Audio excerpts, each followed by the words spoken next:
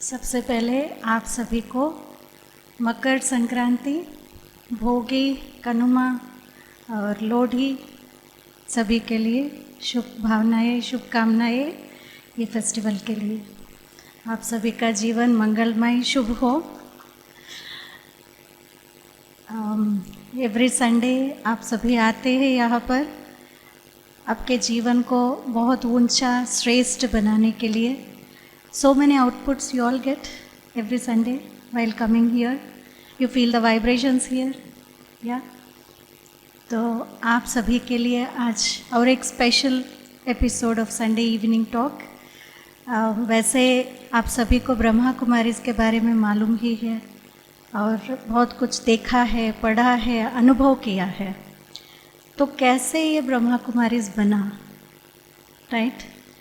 जिनकी त्याग, तपस्या, सेवा, प्रेरणा से आज हम ब्रह्मा कुमारी संस्था देख रहे हैं, जो फाउंडर फादर है प्रजापिता ब्रह्मा, जिनका हम परसों मीन्स 18 को हम उनके अव्यक्त दिवस, जो उन्होंने शरीर त्याग किया और कर्मातीत स्थिति को पाया, वो दिवस हम मना रहे हैं 18 जनवरी।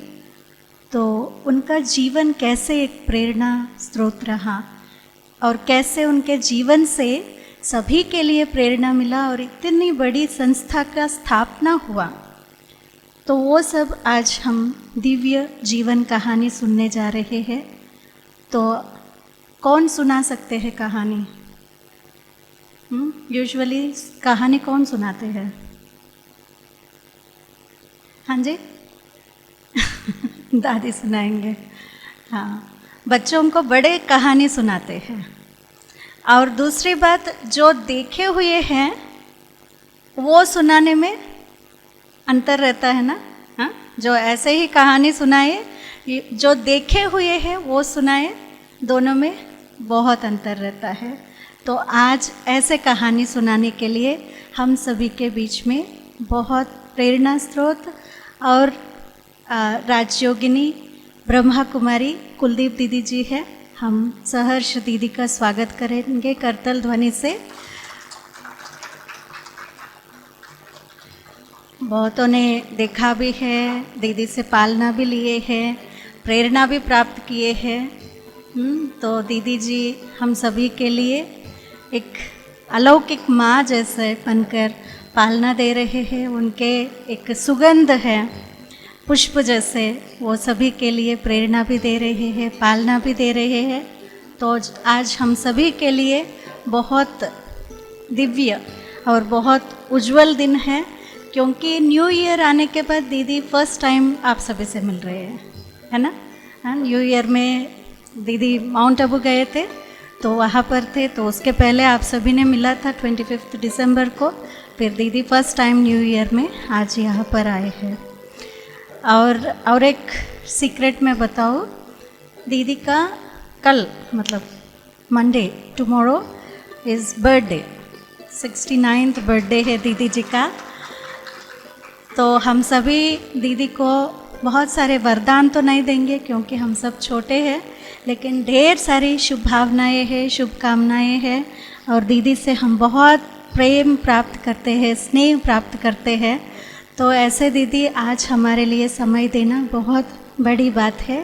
तो देर नहीं करेंगे, जो देखा है जीवन में ब्रह्मा बाबा और मम्मा को, जो जीवन में देखा है और अनुभव किया है, उनके गोद पाए हैं, ऐसे महान हस्ती से आज हम एक अद्भुत जीवन कहानी सुनने जा रहे हैं। पहले 2 मिनट एक गीत के साथ हम परमात्मा के साथ जुड़े रहेंगे, फिर दीदी से वो दिव्य कहानी सुनेंगे, अनुभव करेंगे। भारत की भूमि पर एक दिव्य पुरुष ने जन्म लिया। भारत की भूमि पर एक दिव्य पुरुष ने जन्म लिया। नवयुग का निर्माण कराने, नवयुग का निर्माण कराने शिव ने ने जिनमें स्थान लिया, भारत की भूमि पर एक दिव्य शांति।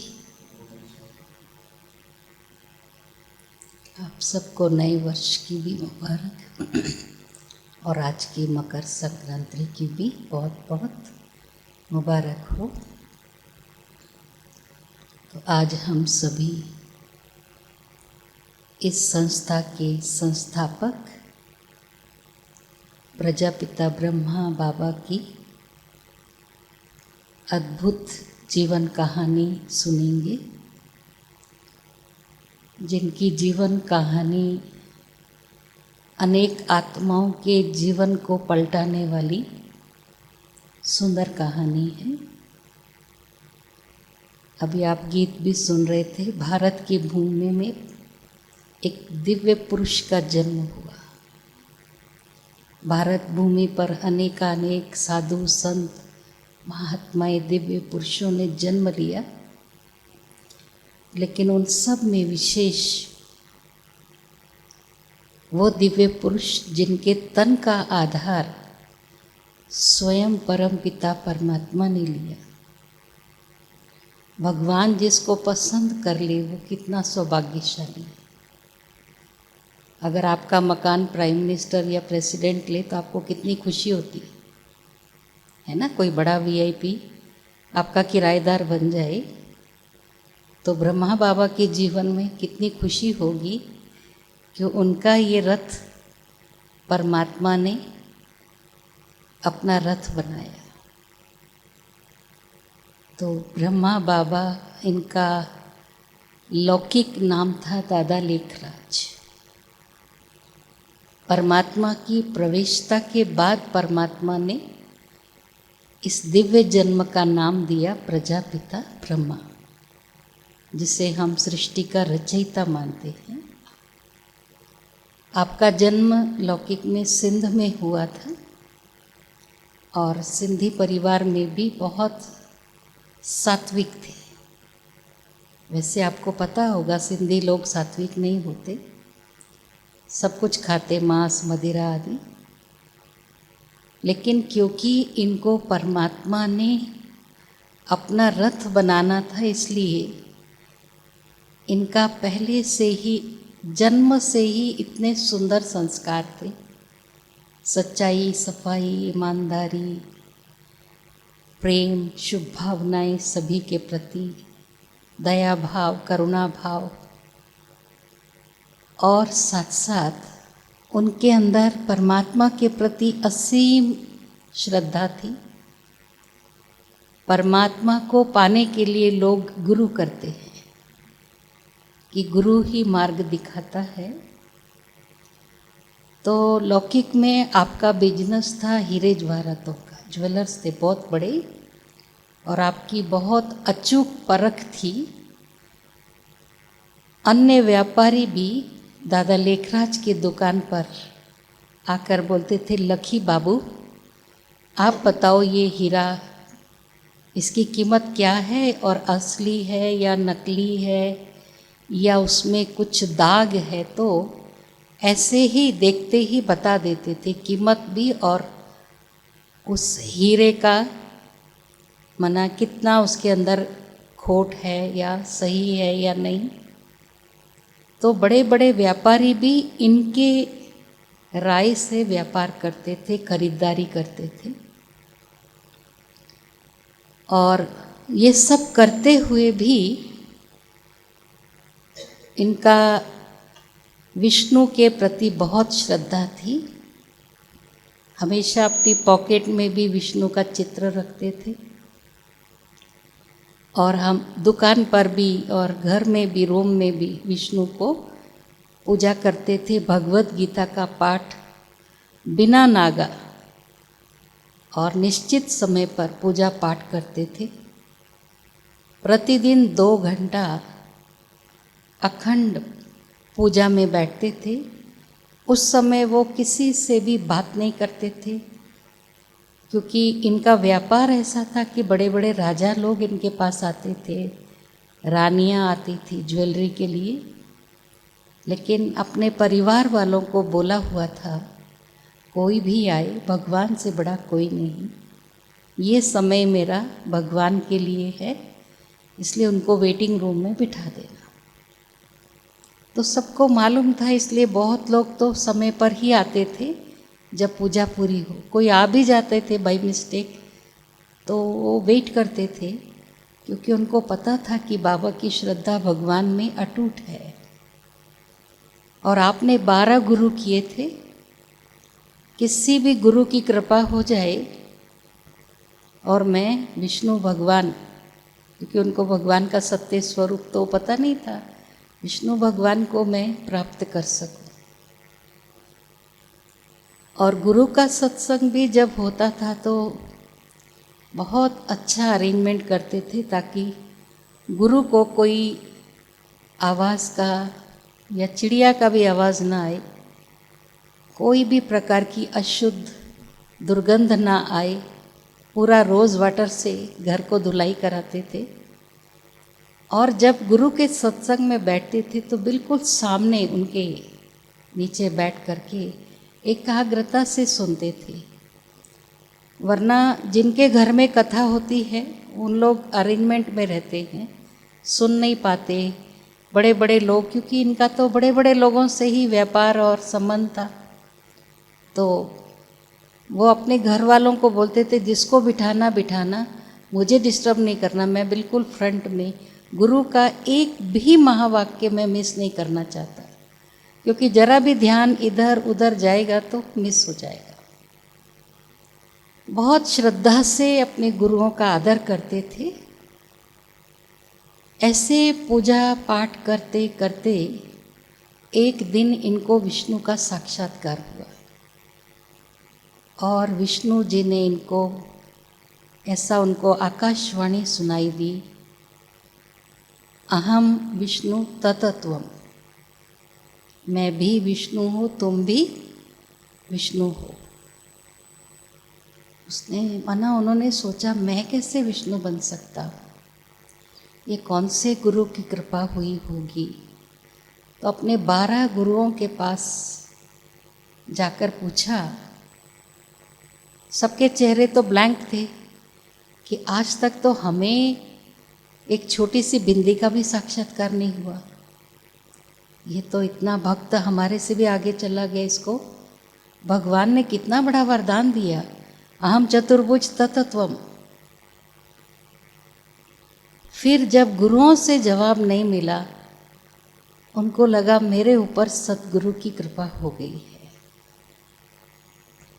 और वैसे इनको सच्चाई, सफाई और प्यार की भावना इतनी थी, दान पुण्य भी बहुत करते थे। ये जो संक्रांति के पर्व पर है ना, लोग 12-13 चीज़ों का दान करते हैं, कुछ भी, तो बाबा सोने की चीज़ें देते थे ब्राह्मणों को बुला करके, है ना। अभी तो कोई बकेट दे देता, कोई मग दे देता, कोई कुछ कंबल दे देगा, कोई चादर दे देगा, है ना। लेकिन उस समय बाबा उनको गोल्डन, चाहे ज्वेलरी के रूप में चाहे बर्तन के रूप में, तो 13 चीज़ें दान करते थे। एक दिन उनकी बड़ी बेटी, छोटी सी थी, बच्ची थी, उसने देखा मेरे माता पिता दे रहे हैं, पुण्य कमा रहे हैं। तो जब ब्राह्मणी नीचे उतर रही थी, सीढ़ी के पास वो खड़ी थी, उसके पास गोल्डन बैंगल्स थे 12, 6 इधर 6 इधर, वो निकाल के दे दी।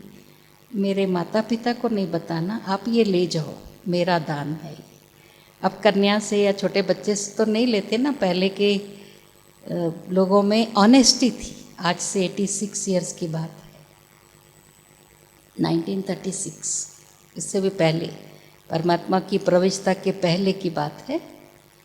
तो जब उनको उस ब्राह्मणी ने कहा कि आपकी बच्ची ने ये मुझे दान में दिया, लेकिन बच्ची का मैं नहीं लूँगी, कन्या है, तो उन्होंने कहा नहीं, कोई बात नहीं, हमें बहुत खुशी है कि हमारे बच्चों में भी ये संस्कार हैं दान पुण्य के, बहुत अच्छा है।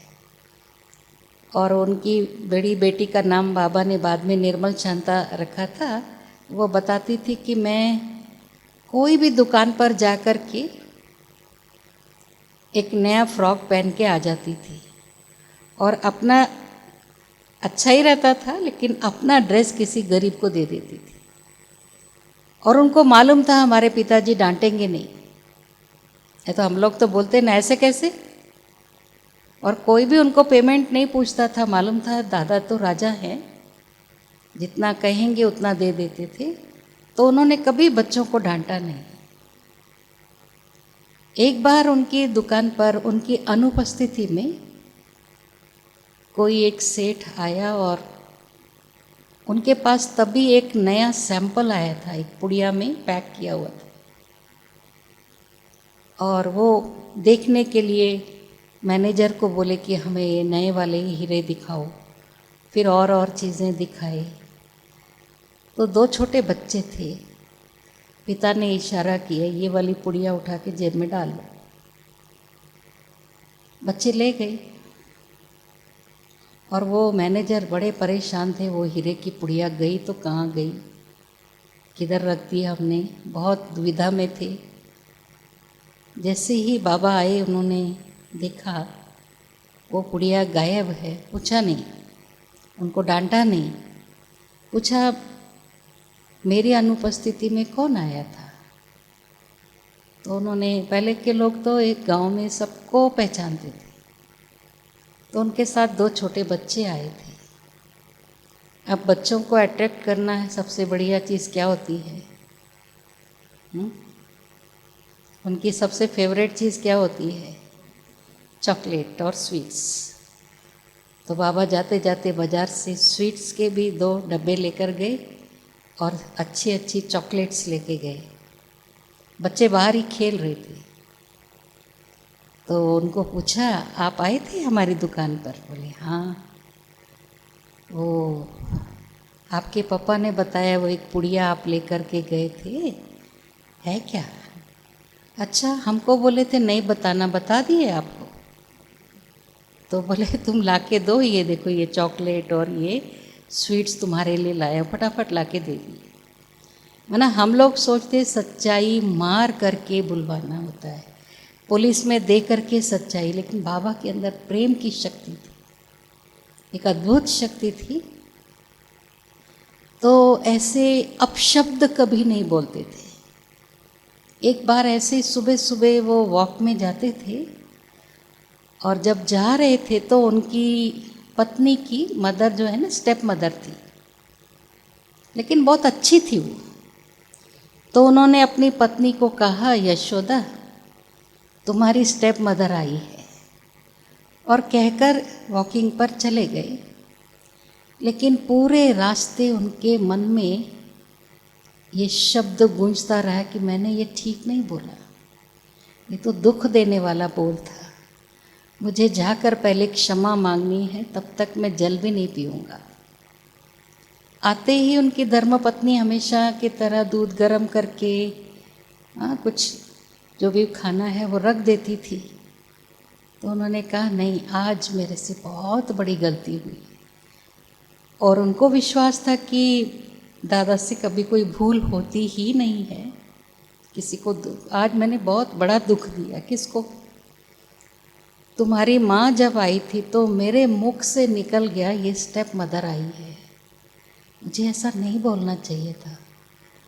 तो उन्होंने कहा क्या बड़ी बात है ही स्टेप मदर ना, स्टेप मदर को स्टेप मदर बोलने से क्या होता है?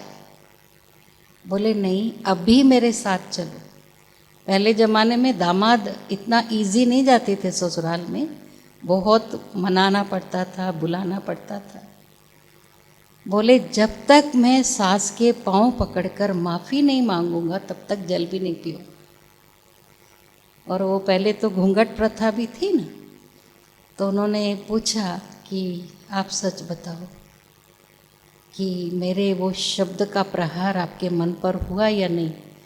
अब वो बेचारी दामाद है, कैसे बोले? बोले नहीं, ऐसी कोई बात नहीं है, नहीं आप सच बताओ और दिल से मुझे माफ़ करो तो मैं आपके हाथ से जल पीऊँगा।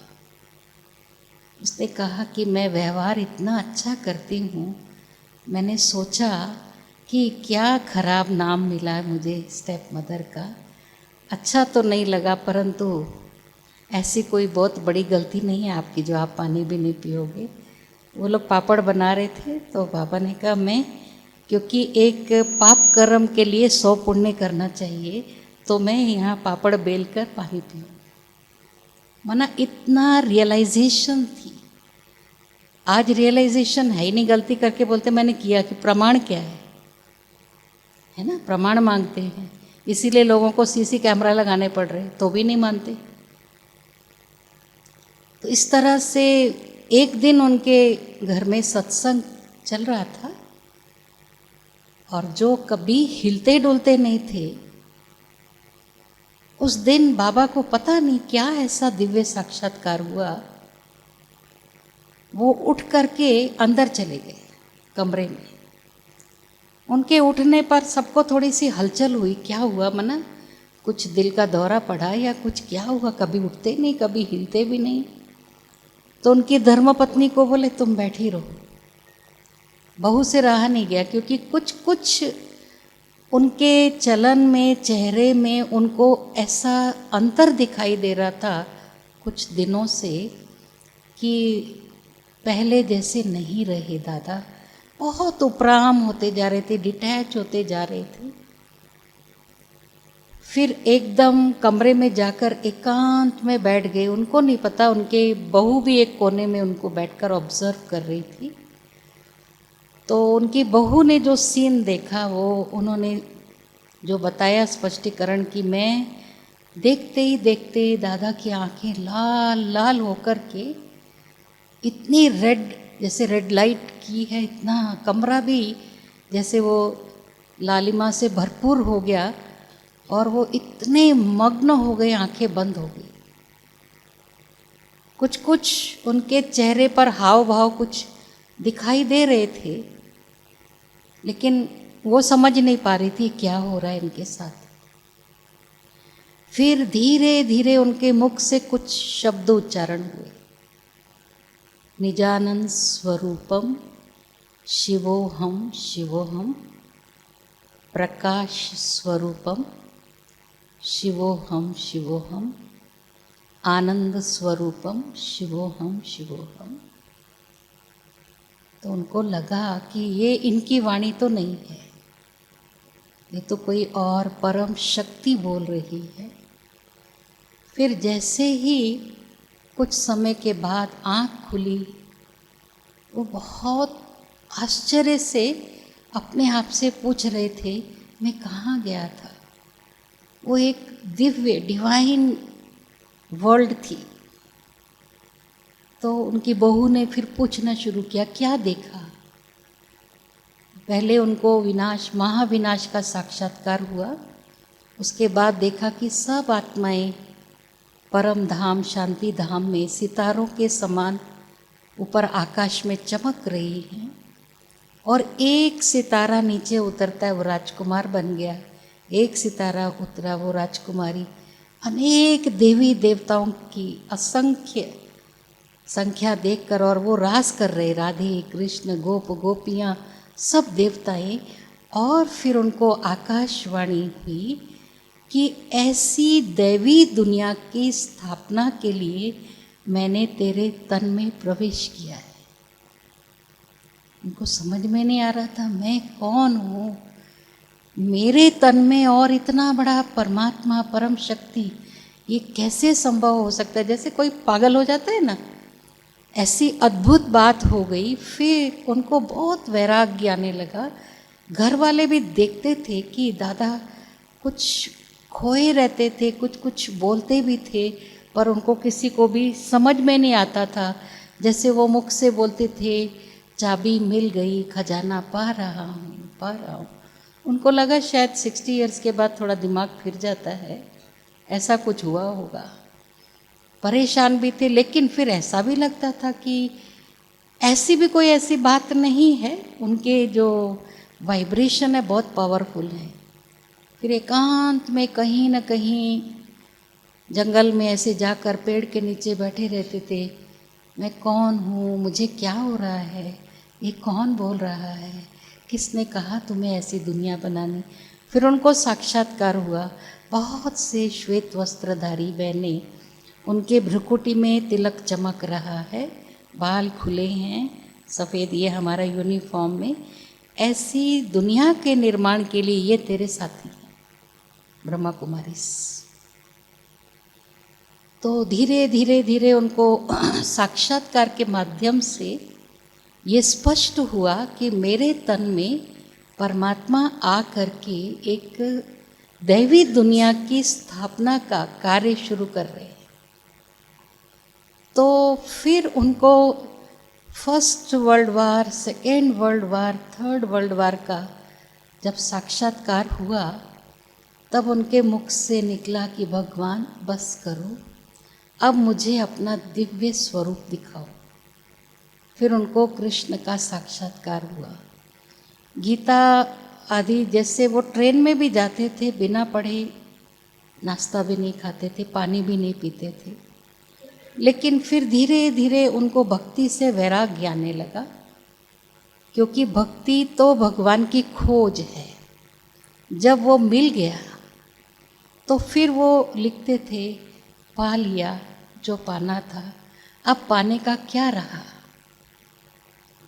फिर एक लेटर आया उनको कि उनके टेलीग्राम आया, उनके अंकल जो थे उनका भी बेटा नहीं था, इनको ही अपना बेटा मानते थे, सीरियस थे, तो इनको बुलाया गया। वहाँ गए तो वहाँ पर भी उनको देख करके लगा कि ये डेड बॉडी है, क्या हुआ जो बॉडी डेड हो गई।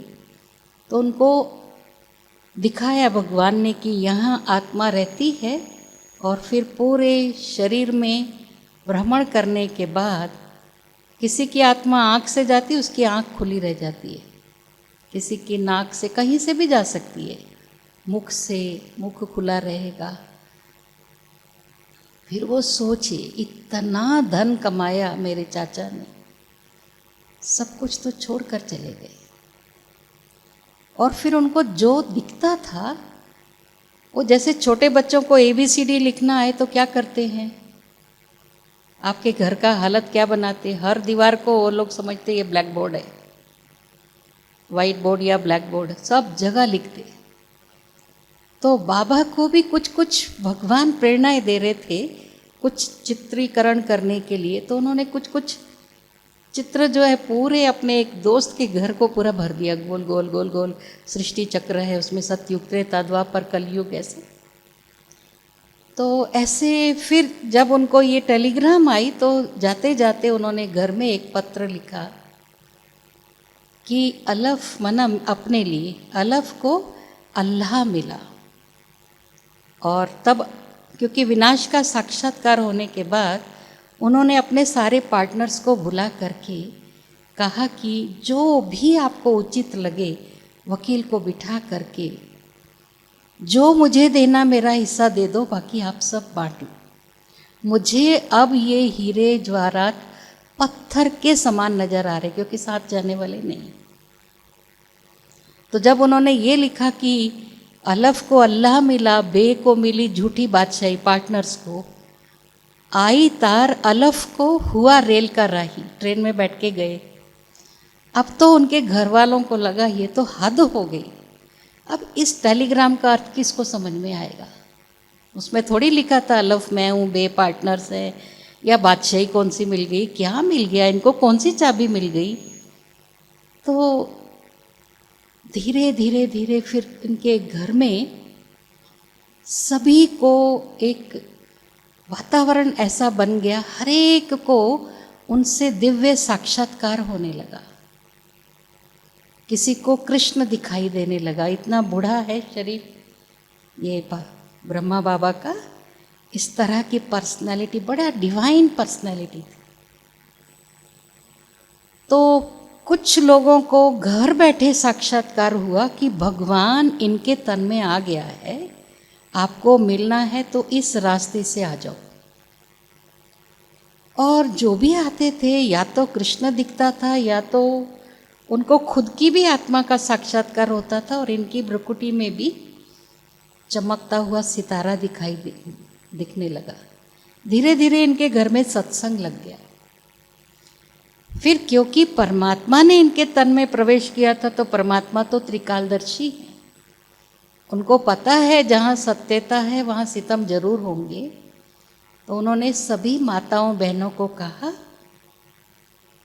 जो अनमैरिड हैं या मैरिड हैं, जो मैरिड हैं वो अपने पतियों से एक पत्र लिखा कर लाओ कि हम प्रतिदिन ये सत्संग में जाना चाहते हैं। अनमैरिड अपने पेरेंट्स गार्डियंस का लेटर लेकर के आना, बिना लेटर के कोई नहीं आएगा। सबने कहा अच्छा ही मार्ग है, जाने दो। तो सब लोग जब आने लगे, और फिर क्या होता था, उनको भी ऐसा महसूस होता था कि मैं एक छोटा सा श्री कृष्ण हूँ। तो बाबा भी ट्रांस में चले जाते थे, ध्यान अवस्था में, और उस समय सब ट्रांस में जाकर रास करते थे। वो ऐसा डिवाइन डांस, जो माताएं स्टेप भी नहीं सीखी थी वो ज़माने में, वो भी इतना सुंदर रास करती थी। फिर सब जगह एक आवाज़ हो गया, ये दादा लेखराज जादूगर है, जादू करके इतने सारे लोगों को खींच रहा है। तो फिर सिंधी लोग सभी जो है विरोध किए, बहुत मना कोशिश की इस संस्था को बंद करने के लिए। बहनों माताओं को बहुत कष्ट दिए कि आपको क्लास में नहीं जाना है, क्योंकि उन सभी को ये बताया कि आपने परमात्मा प्राप्ति के लिए जितने भी व्रत नियम किए, आपको परमात्मा नहीं मिला। गीता में भगवान ने कहा है, मैं जो हूँ जैसा हूँ, मैं स्वयं ही आकर अपना परिचय देता हूँ, और मेरे द्वारा ही मेरी प्राप्ति बच्चों को होती, और मुक्ति जीवन मुक्ति दाता मैं हूँ। तो फिर उनको भक्ति से एक प्रकार से वैराग आ गया, और इसकी गहराई में वो बहुत चिंतन करने लगे, और फिर परमात्मा शक्तियों का अनुभव भी किया। फिर जब बदनामी होने लगी, तो इन्होंने जो बच्चियों की शादी या बेटे की शादी की थी, पहला जब इनके बेटे की शादी हुई थी, बहुत रॉयल फैमिली, उस लड़की के माता पिता नहीं थे लेकिन बहुत सुंदर थी। बाबा को एक जगह पर, माना शिव बाबा आने के पहले की बात है, देखते ही उन्होंने कहा इस कन्या का विवाह मेरे बेटे से करना है। तो उनके भाइयों ने कहा कि अपनी औकात देखो, हमारी बहन महारानी है, आपने अपनी औकात देखी है, समझी है। और बाबा इतने रिचेस्ट थे, लेकिन उतनी सिंप्लिसिटी थी कि कोई पहचान नहीं सकता था। तो उन्होंने कहा कि ठीक है, एक बार आप हमारे घर पर पधारिए। तो जब उन्होंने अलमारियाँ खोली, देखा तो उनके बर्तनों में तो सोने के बर्तन, चांदी के, और उसमें हीरे भी जड़े हुए हैं। तो फिर उन्होंने कहा हमारी बहन जब गाड़ी से उतरेगी, पूरा कालीन बिछा हुआ होना चाहिए, कुछ भी घर का काम नहीं करती। लेकिन उनके अंदर तो पहले ही रॉयल्टी थी। उन्होंने जब लड़की का घूंघट उठा कर के देखते ना मुख, तो उसके हाथ में एक ट्रे दी थी, डायमंड रिंग्स सभी को पहनाई। सब दंग रह गए, ऐसा विवाह नहीं देखा। और बड़े बड़े राजाओं की ज्वेलरी भी बनाई, अपने निज़ाम राजा के भी क्राउन आदि ज्वेलरी, उनकी रानियों की, सब उनके पास ही बनता था। लेकिन अचानक जब साक्षात्कार हुआ तो फिर सब छोड़ दिया, किसी भी चीज़ में उनको इंटरेस्ट नहीं रहा। उनके पार्टनर्स को भी बड़ा दुख हुआ, क्योंकि हम तो इतना, हमारी अचूक परख नहीं है। कलकत्ता में अभी भी इनका एक दुकान है लखी बाबू के नाम से, वहाँ बड़े निश्चय से लोग जाते, यहाँ जो सौदा होगा वो सच्चा सौदा होगा। तो इस तरह से इनके जीवन में इतना परिवर्तन आ गया। और जो दूसरी भी बच्ची की शादी इन्होंने की, हर बच्ची की शादी में, बड़ी बेटी की शादी की एक बहुत रिचेस्ट फैमिली में, और वो गुरु को बुला करके सत्संग की तरह शादी करते थे। ऐसा धूम धड़ाका नहीं, लगे कोई दिव्य शादी हो रही है। और दहेज में वो चांदी के मंदिर में उनको गीता रख करके देते थे, साथ में भगवान की मूर्ति, और ये गीता का अध्ययन नहीं छोड़ना। लेकिन वो ऐसी फैमिली में गई, मॉडर्न फैमिली थी, उसने पूजा पाठ छोड़ दिया, खाओ पियो मौज करो।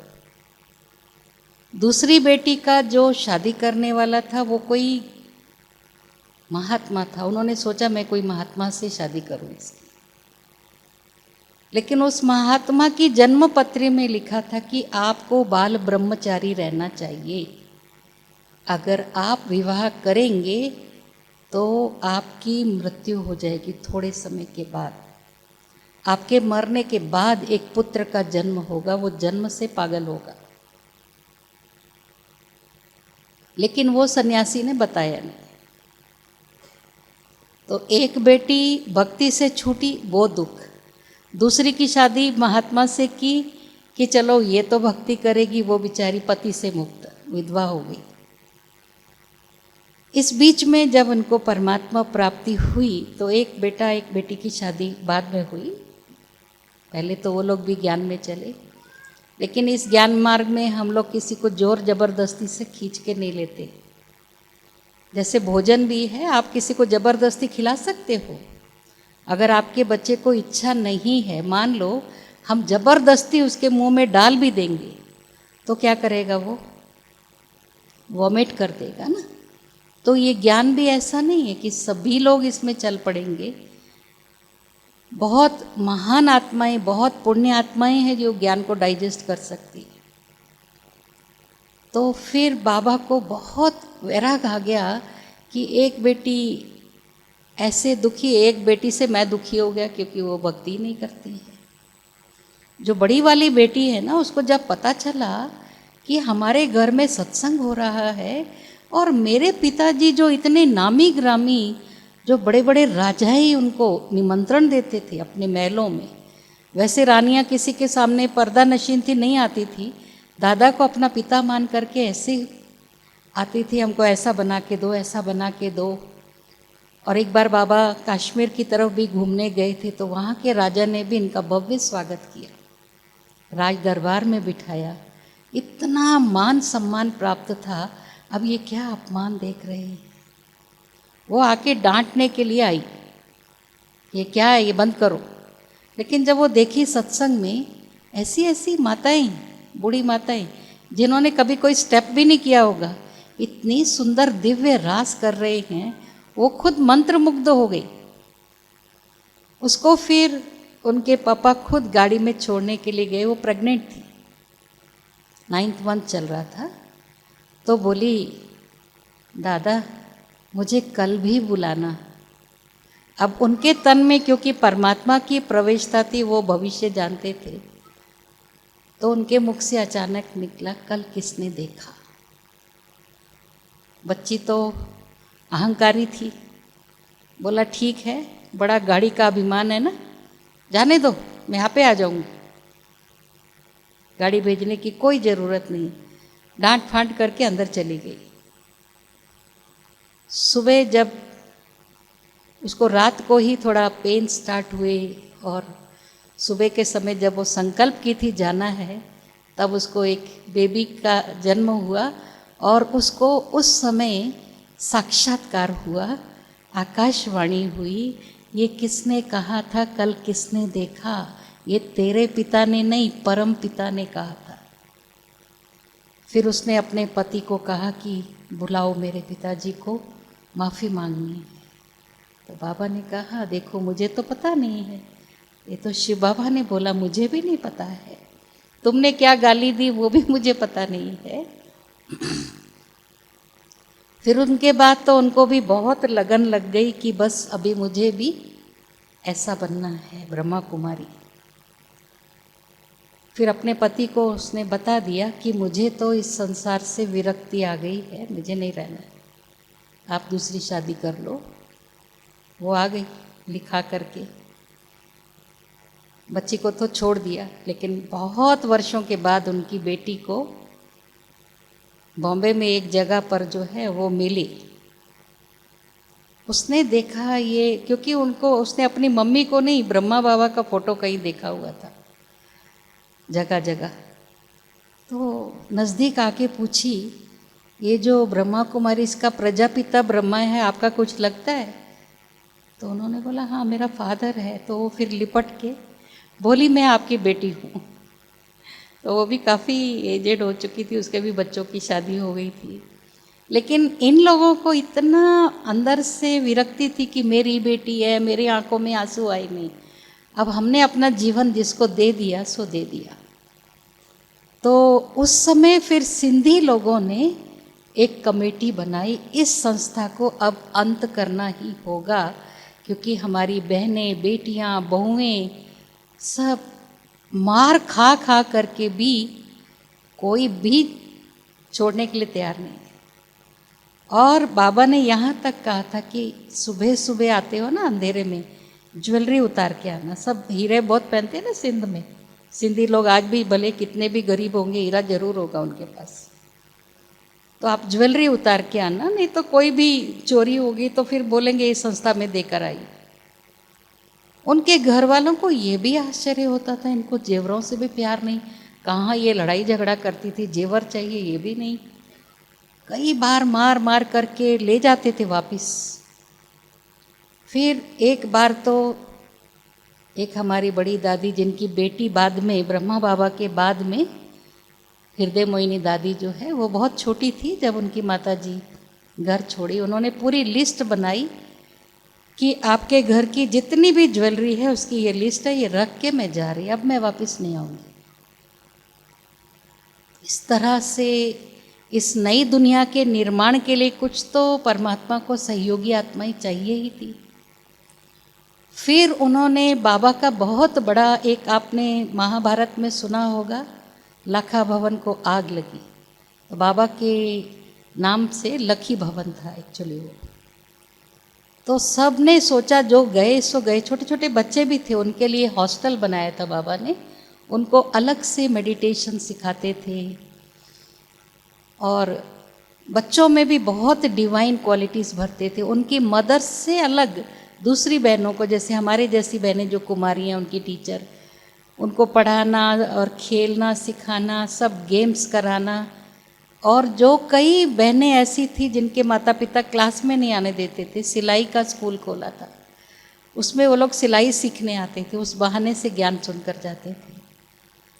तो एक दिन शिव बाबा ने ब्रह्मा बाबा को कहा, आज रात को कुछ होने वाला है, इसलिए आप सब रात को उठ करके कहीं दूर चले जाओ, तपस्या करो।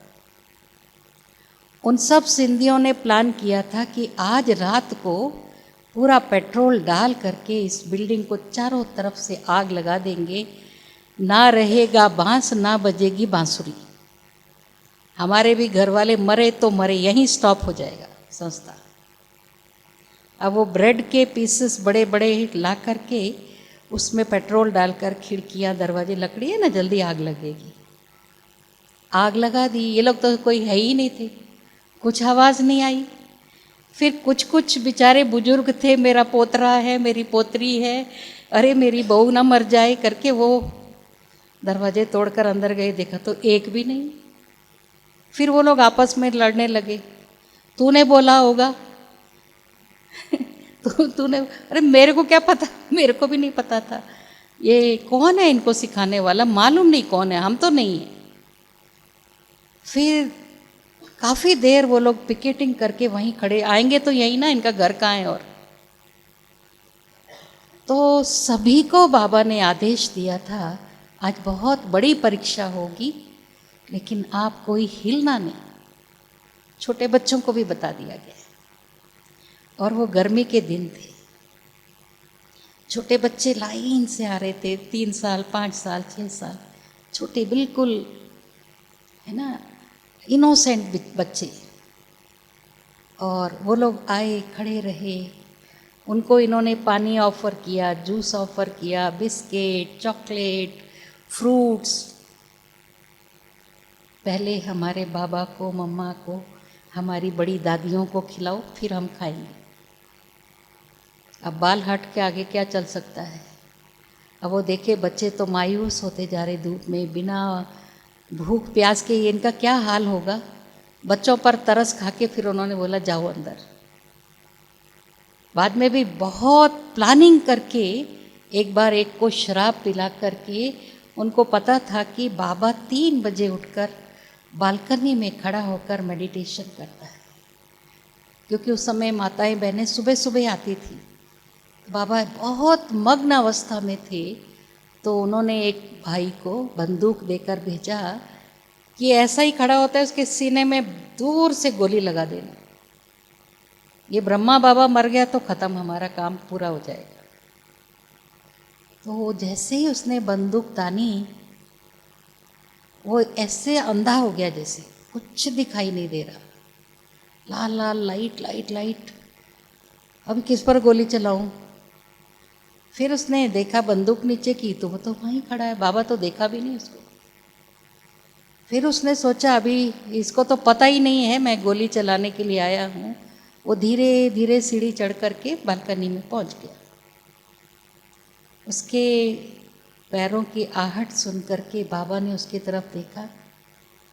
आओ मीठे बच्चे, कैसे आना हुआ है। अब वो शब्द इतना प्यार से बाबा ने बोला, आओ मेरे मीठे बच्चे, कैसे आना हुआ। वो तो बंदूक सहित बाबा के चरणों में गिर गया। आप मुझे मीठा बच्चा कह रहे, मैं दुष्ट बच्चा हूँ, आपको मारने के लिए आया था, तो कोई बात नहीं, मार लो। नहीं, ये बंदूक से अब मुझे उड़ा दो आप। बाबा ने कहा बाप थोड़ी अपने बच्चे को उड़ाता है। तो वो फिर जा कर के बोला, भाई वो तो बहुत बड़ी दिव्य शक्ति है, कुछ नहीं कर सका मैं। फिर दूसरे एक सरदार को भेजे, वो जाके रात को चाकू चलाने लगा। वो उसको गुरु नानक का साक्षात्कार हो गया। बोलते ना, जाको राखे साइयाँ मार सके न कोई। बहुत अत्याचार किए संस्था के ऊपर। हमारी जो मम्मा मातेश्वरी जी हैं, उनको भी कोर्ट में लेकर के गए कि ये ब्रह्मचर्य व्रत क्यों। उन्होंने कहा कि आप भगवत गीता में पढ़िए, काम क्रोध लोभ मोह अहंकार महाशत्रु है। शत्रु को थोड़ी कोई रखता है, ये हमारे महाशत्रु हैं। और उन्होंने, क्योंकि वो कोर्ट वाले बोलते हैं ना, आप गीता को हाथ में रख करके भगवान को बोलो, मैं भगवान को हाजिर नाजिर समझकर जो कहूँगी सच कहूँगी, सच के सिवा कुछ नहीं कहूँगी। उसने कहा मैं जज साहब को हाजिर नाजिर समझकर जो भी कह रही हूँ सच कह रही हूँ। बोले जज नहीं, भगवान, भगवान है ही नहीं है, आप थोड़ी भगवान है। भगवान कहाँ है आपके पास। तो फिर वो भी हार मान गए, क्योंकि बोले कि देखो पुरुष को अधिकार है, वो संन्यास लेता है, कोई अत्याचार नहीं। स्त्री घर में रहकर उसके साथ अगर उसकी अर्धांगिनी पवित्र रहना चाहती है, उसे कोई अधिकार नहीं। तो इस तरह से बहुत कष्टों से निकल कर के फिर जब पाकिस्तान हिंदुस्तान डिवाइड हुआ, उसके बाद इस संस्था का स्थानांतरण माउंट आबू में हुआ 1950 में। और आप सोच सकते 300-400 लोगों को 14 वर्ष बाबा ने पाकिस्तान हैदराबाद सिंध में ये संस्था स्थापन हुई। 14 वर्ष उनकी पालना की। कितना धन होगा, आज तक किसी को मालूम नहीं कि ब्रह्मा बाबा ने इस संस्था की स्थापना में कितना धन व्यय किया। फिर सभी को उनका ट्रांसपोर्टेशन, शिप में लाना, इंडिया में आकर फिर ट्रेन में लाना। तो ऐसे बोलते हैं ना, जब पानी का सोर्स बंद हो जाए तो कुएं भी सूख जाते। और संस्था की सेवाएं कहीं भी नहीं थी। लेकिन 14 वर्ष जब ये लोग तपस्या कर रहे थे, पूरा 24 आवर्स मेडिटेशन चलता था, लेकिन 8-8 घंटे के ग्रुप्स रहते थे। 8 घंटा ये, फिर 8 घंटा वो, और मौन तपस्या। हमको जो चाहिए वो लिस्ट में लिख करके एक बॉक्स रहता था, उसमें डाल देना है। जो इंचार्ज बहनें होती थी, छोटी छोटी बच्चियाँ ही, वो देखती थी आपको सोप चाहिए, माने जो भी टूथपेस्ट चाहिए, ब्रश चाहिए या सर्फ चाहिए, कपड़ा चाहिए, कुछ भी वो उनको देती थी। 14 वर्ष के बाद बाबा ने कहा जाओ बाहर घूम कर आओ। तो घोड़ा गाड़ी, तांगा बोलते हैं ना, तो ये लोग उसमें गए। और कॉइन्स होते थे ना उस समय, तो करेंसी कैसी, होल वाले भी पैसे रहते थे, ऐसा 4 आना, 8 आना, 10 पैसा। तो उसने बोला इतने लोग बैठे, 4 आना देना। तो उन्होंने इतने इनोसेंट, तो करेंसी भी भूल गए 14 साल तपस्या में। बोले आप जो है ना इसमें से ले लो, हमको पता नहीं 4 आना कौन सा है। और ब्रह्मा बाबा के लिए आप हंसी की बात सुनाते, होल वाला सिक्का किसी ने देखा है आप लोगों में से? तांबे का था। अच्छा, कुछ लोगों ने देखा है, मैंने भी देखा है। तो वो ब्रह्मा बाबा को हमारी बहनों ने कहा बाबा ये क्या है, पता है आपको? बोले ये नल की वाशर होगी। बोले बाबा ये कॉइन है। अच्छा, सरकार इतनी गरीब हो गई, इसको फुल भी नहीं रखा, उसमें से भी होल बना दिए। हाँ, तो मैंने कितना गिरावट आ गई। कहाँ भारत सोने की चिड़िया, और अभी करेंसी में भी होल है, सिक्का भी ऐसा है। तो इस तरह से जब इंडिया में आए तो फिर बहुत थोड़ा कष्ट भी हुआ, क्योंकि इतने लोगों को खिलाना पिलाना, फिर सब कुछ धीरे धीरे समाप्त होने लगा। और ये जो बहनें थी मल्टी मिलियनर्स की फैमिली से, जसलोक हॉस्पिटल आप सबको मालूम है बॉम्बे में, उनकी फैमिली से ही कुछ बहनें थी। एक उनकी फैमिली की उनके चचेरी बहनें, मना इतना रिचेस्ट फैमिली से आई हुई बहनें।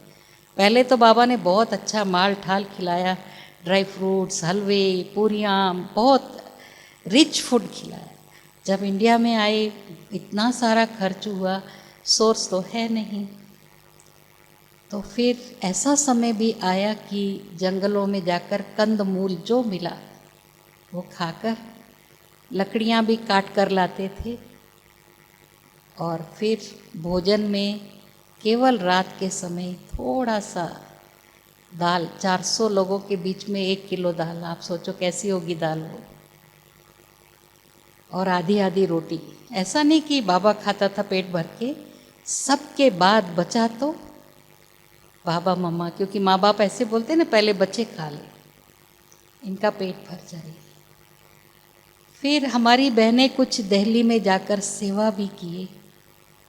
पहले तो वो लोग नदी के किनारे, यमुना के किनारे बैठकर तपस्या करके कुछ एक पर्चा छपाकर सबको संदेश दे के पर्चा वापस ले लेते थे कि पैसे नहीं है और छपाने के लिए। फिर उनको भी कुछ पहलवानों ने देखा कि ये छोटी छोटी कुमारियाँ हैं और ये लोग ऐसे बैठी हैं, कोई गुंडे वगैरह इनके ऊपर प्रहार न करे, वो दूर से उनको प्रोटेक्शन के लिए ड्यूटी लगा के रखे हुए थे अपनी। फिर एक दिन वो लोग कुछ शर्त लगाए थे, जब हम जीतेंगे तो इन देवियों को भोग लगाएंगे स्विमिंग में। तो ये लोग बहुत सारे व्यंजन लेकर आए बने हुए, खीर, पूड़ी, हलवा, कुछ कुछ लेके आए। तो इन्होंने बोला हम नहीं खाते, हम खुद पकाते हैं और खाते हैं।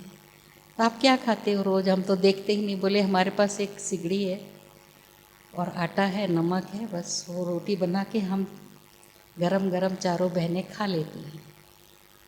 फिर उन्होंने बोला यहाँ रहना ठीक नहीं है, चलो हम मंदिर में एक कमरा दिला देते हैं।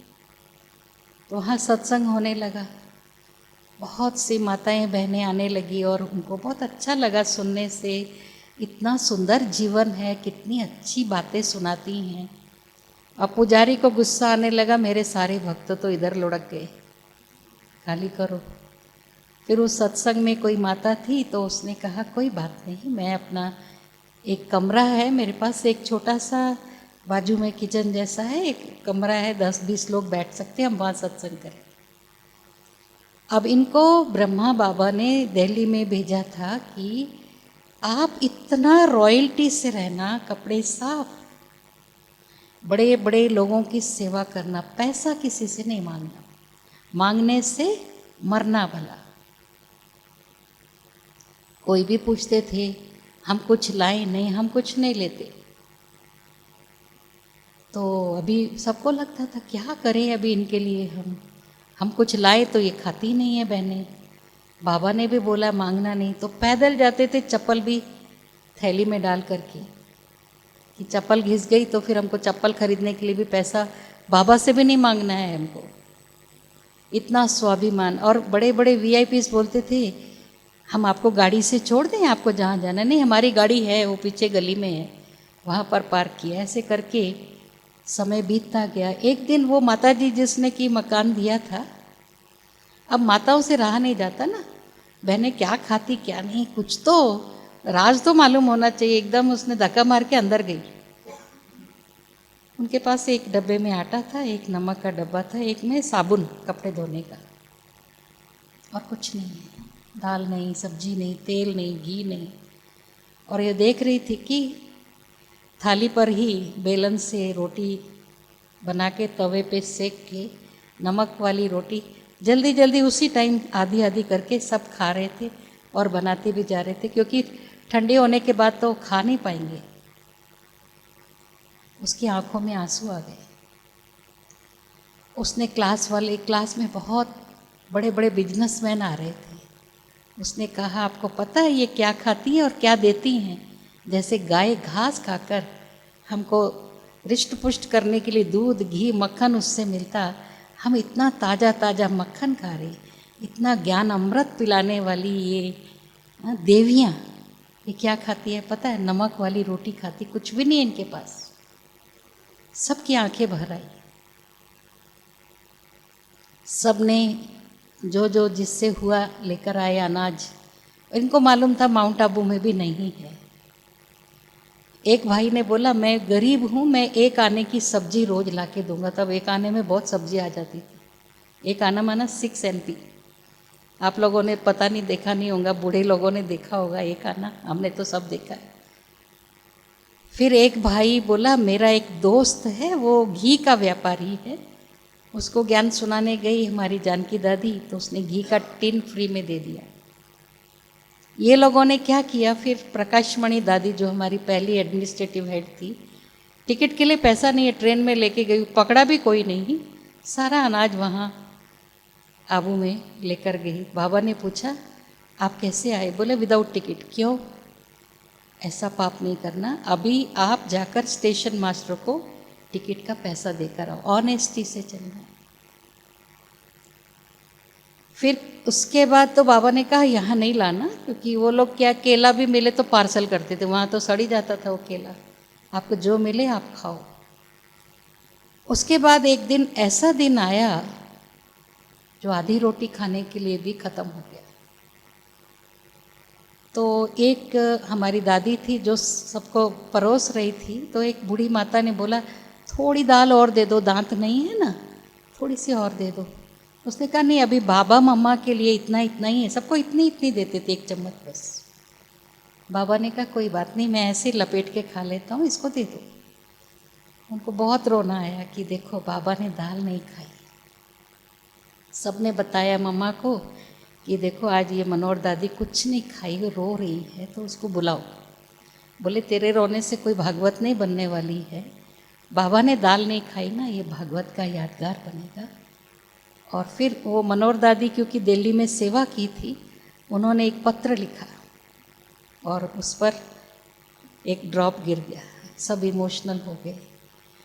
और उस दिन बाबा से मम्मा को, बाबा में बहुत निश्चय था, मम्मा माना मातेश्वरी जी, वैसे वो यंग थी बहुत, वो भी अलग परिवार से ज्ञान सुनने आती थी, तो बाबा ने उसको नाम दिया ये सरस्वती है, जगदम्बा, ये सब की पालना करने वाली।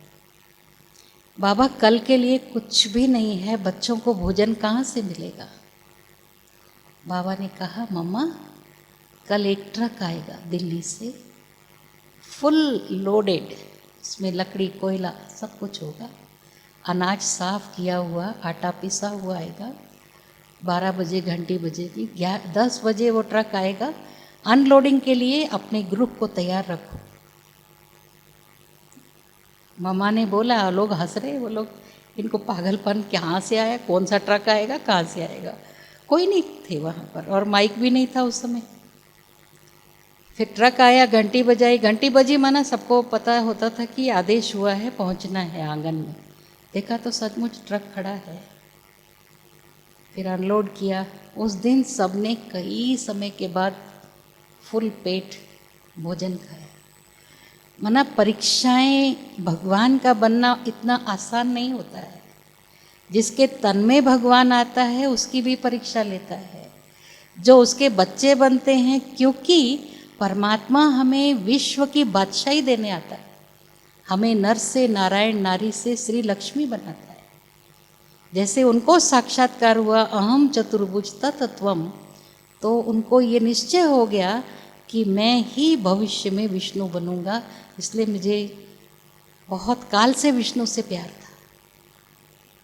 और लौकिक लाइफ में भी वो कभी भी मना अपनी आत्मा से बात करते थे, हे आत्मा, मेरे मन बुद्धि संस्कार आओ। उनकी दरबार लगाता था बाबा पहले से। फिर बाद में तो ज्ञान मिलने के बाद पता चल गया कि मुझे अपने आत्मिक स्वरूप में टिक करके आत्माओं को देखते हुए बात करना है, व्यवहार करना है, व्यापार करना, जो भी। तो पहले कल भी हम परसों एक माताओं का ग्रुप आया था, तो हमको वो लोग बोले ज्ञान बहुत अच्छा लगा, लेकिन हमको डर लगता है कि आप हमको भी ऐसा ही ड्रेस पहनाएंगे क्या, और घर बार छुड़ा देते हैं, ऐसा सुना है। बहुत लोग उस समय रूमर फैलाते थे, ये ब्रह्मा बाबा आया सबका घर छुड़ा देता है। घर जिन्होंने छोड़ा था वो विपरीत परिस्थितियों में, जब उन्हें मारा गया, घर वाले भी नहीं रख रहे थे, जाने भी नहीं देते थे, रहने भी नहीं देते थे, खाना भी नहीं देते थे।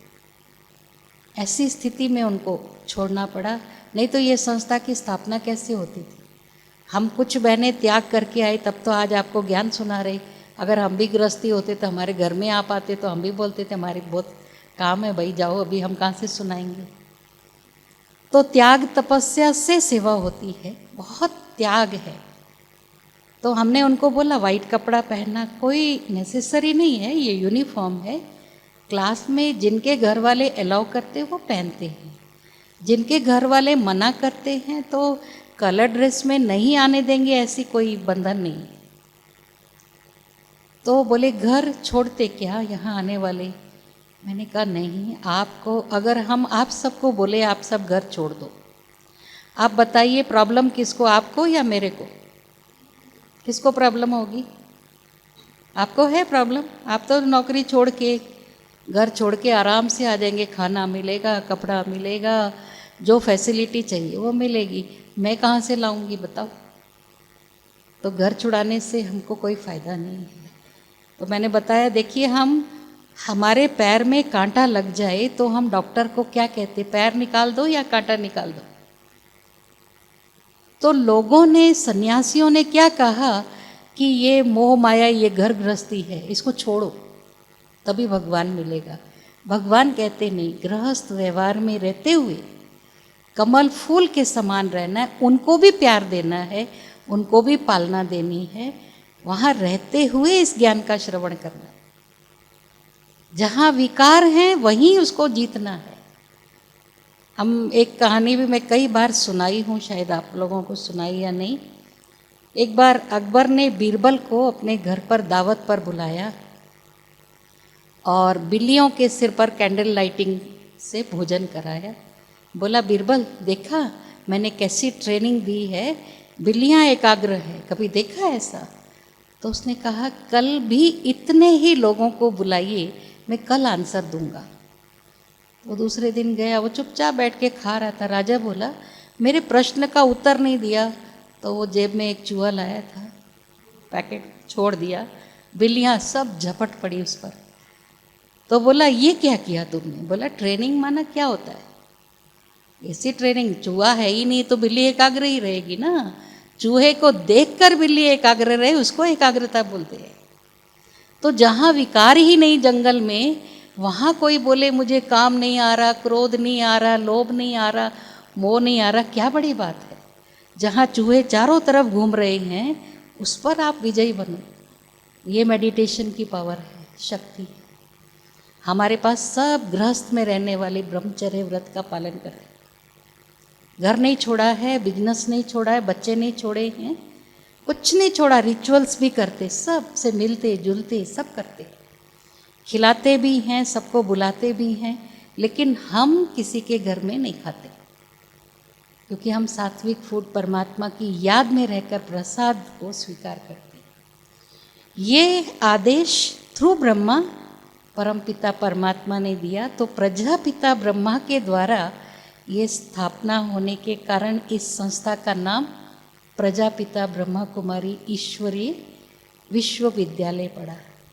आज अनेक देशों में 140 देशों में हमारी ब्रांचेस हैं और सभी के लिए एक ही जैसा नियम मर्यादाएं हैं।